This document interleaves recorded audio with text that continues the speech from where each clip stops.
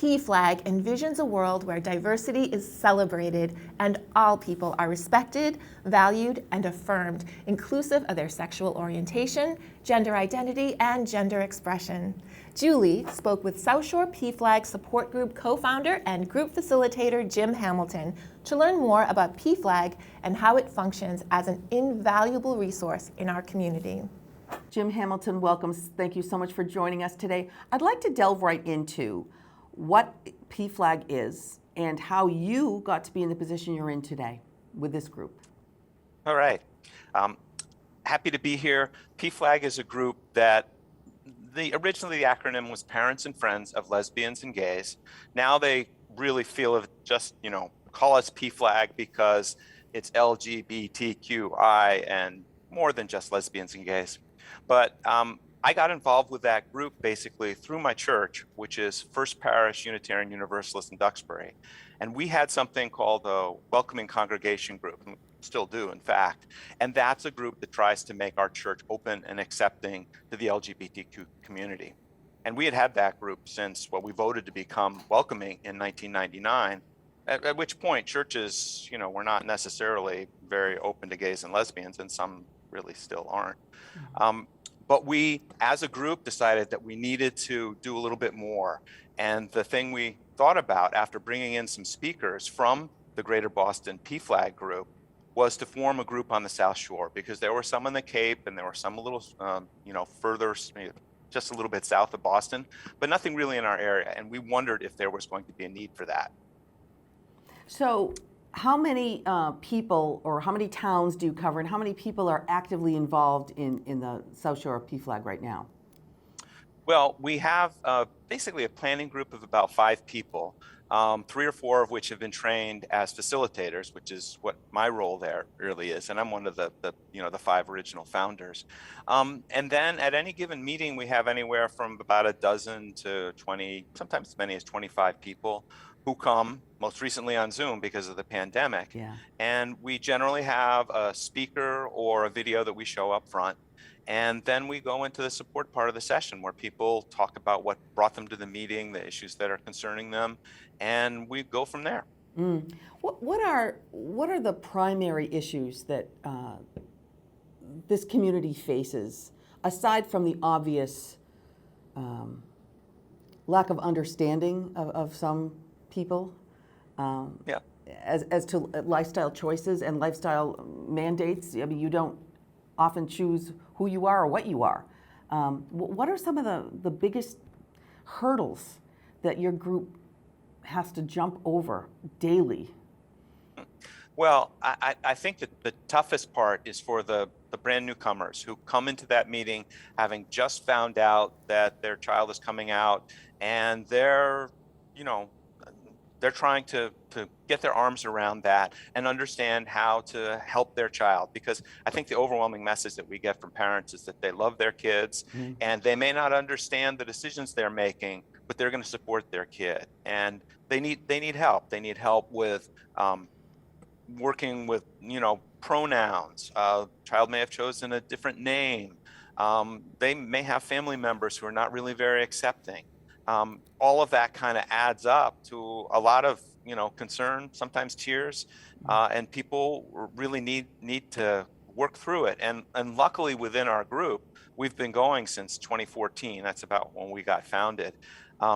We've got some members of the group have been with us for 3 or 4 years, and they have a set of experiences by, having worked with their child through perhaps a transition or just coming out, or getting family members on board, or those kinds of things. And they have that experience that's really helpful for somebody who it's like, all right, last week my child told me they're non-binary, they want to transition, they're gay, they're lesbian, whatever the concern of the parent might be. Now, what about the fact that, okay, so your group helps the friends and the families of people, and I'm sure youth and everyone else that's in this community. But it extends beyond that. I mean, people have to work in a workplace. Kids have to go to school. How do you broaden the message of inclusion and kindness and understanding to the ancillary places that everyone has to go? Yeah, I mean, when we've had speakers come in, they talk about how important having a supportive role somewhere. It might be in the school, it might be in their church, it might be their family member, it might be their friends. For us, we try to provide that one group where they know that they can come and talk and feel safe, talking about these issues that they probably just can't bring up with their friends or maybe at this point other family members. But one of the really interesting things that we found out as we created this group, I mean, when we created the group, we had sort of a kickoff event, we invited people and all that kind of stuff. And then the first meeting, we didn't know if anybody was going to show up, but they did, and they have continued to show up, which has been great. And the parents who came to those first meetings in the first year or two that we were going were really concerned about social opportunities for their kids.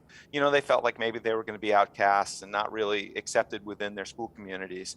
And so one of the things that happened really pretty quickly was that a group called Shagley was formed, and that's the South Shore, it's like Gay and Lesbian Alliance. There are Agleys all over, and ours happens to be Shagley.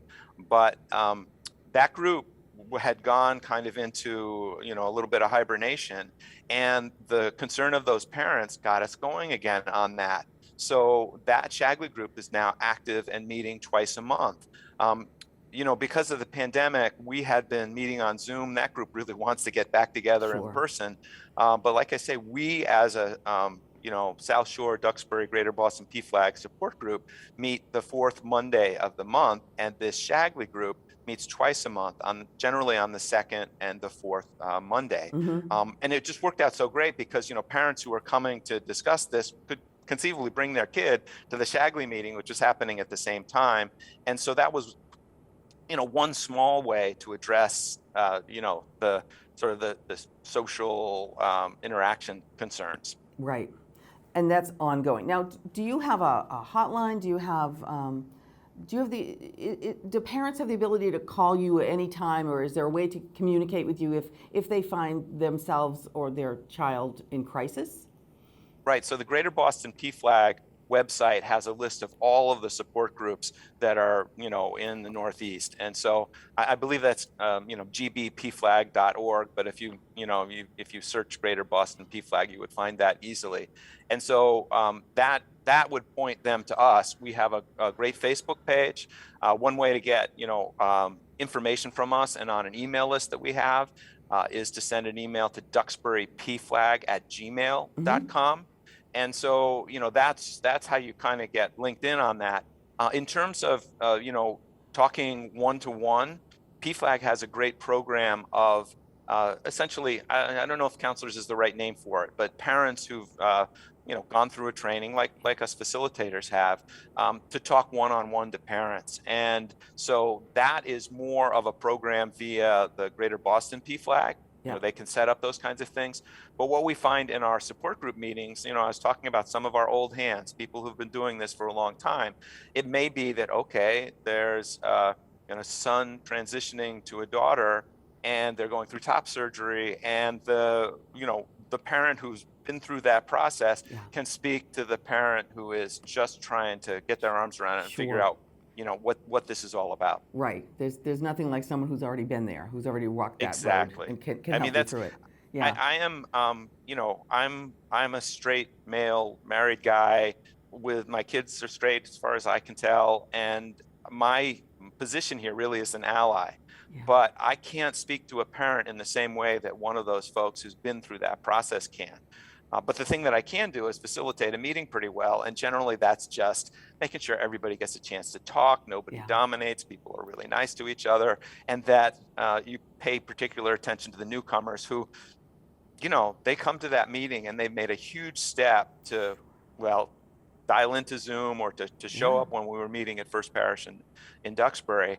And, you know, we're very gentle and accepting, and it takes a while for people to get used to it. And I sometimes think that even just being able to use the right pronouns for their child or the name that the child has chosen in a setting like that helps a lot, because it's just so hard. You've referred to them as, you know, by one name for their whole lives, and now you got to figure out how to use another name and another set of pronouns. And it's really important to those kids, and they appreciate that effort when parents do that. Right. And my last question is the future of this group. What do you see happening? What do you want to see happen? Well, I'd say we've actually been quite successful. It's been like 7 years now. We have new people who come every time, people who come, and revisit after, having been away for a while.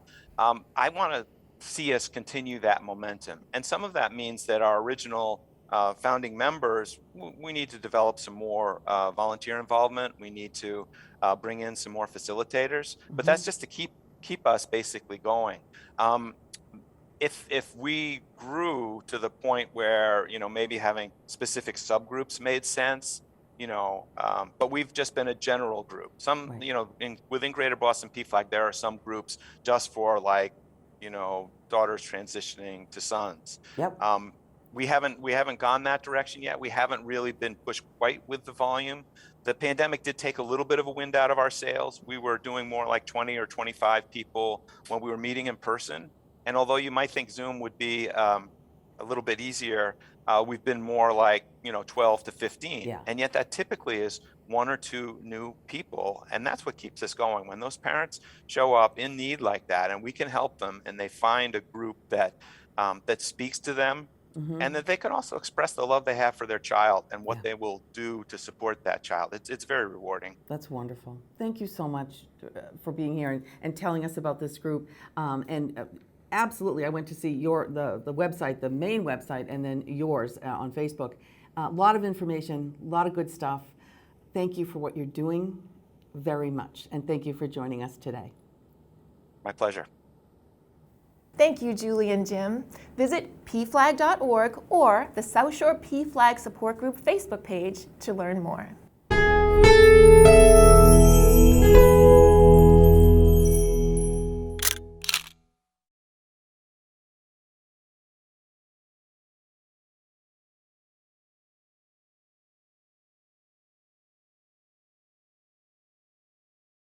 Thank you for watching. We are grateful for your attention. If you like what you saw, please like and subscribe to the local scene here and share everywhere. Thank you, friends.